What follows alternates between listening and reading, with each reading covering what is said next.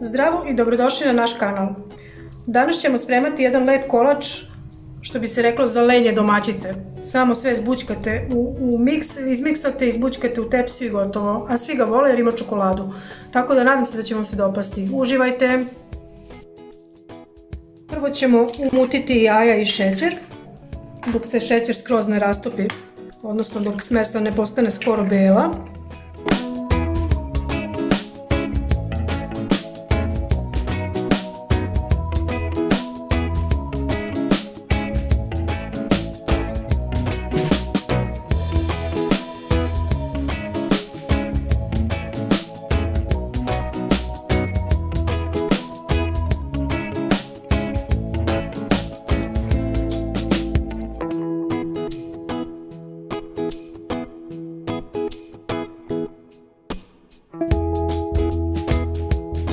Evo, lepo smo umutili šećer i jaja, sad ćemo dodavati polako ostale sastojke.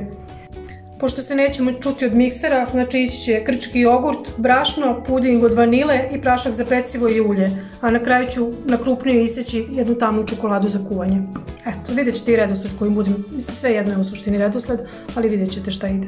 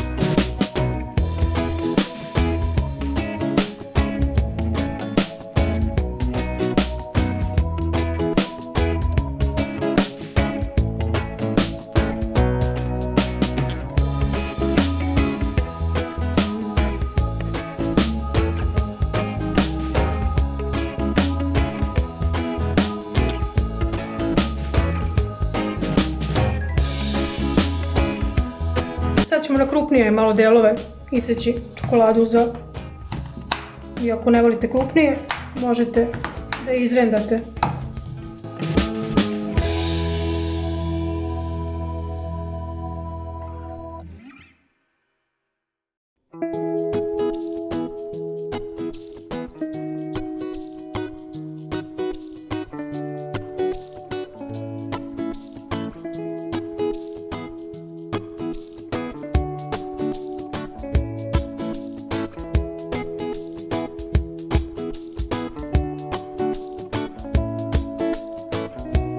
Evo, isekli smo čokoladu na malo krupnije delove, sad ćemo to lagano izmešati i nakon toga sipamo u kalup sa ovim pek papirom. Ko je izmislio taj pek papir, treba mu dati Nobela.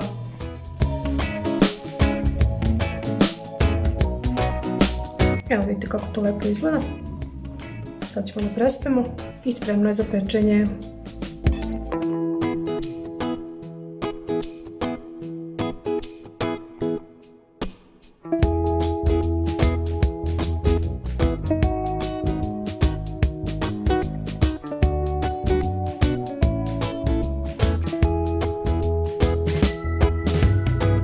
Evo, spremno je za rernu, peći ćemo na 200 stepeni otprilike nekih pola sata, ali uz proveru čačkalicom.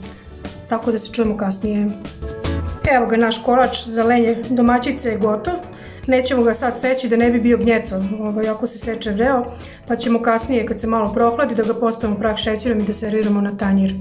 Ako vam se kolač dopao i recept ako vam se svideo, naravno molimo vas da lajkujete, subscribeujete se, komentarišite, dajte bilo šta.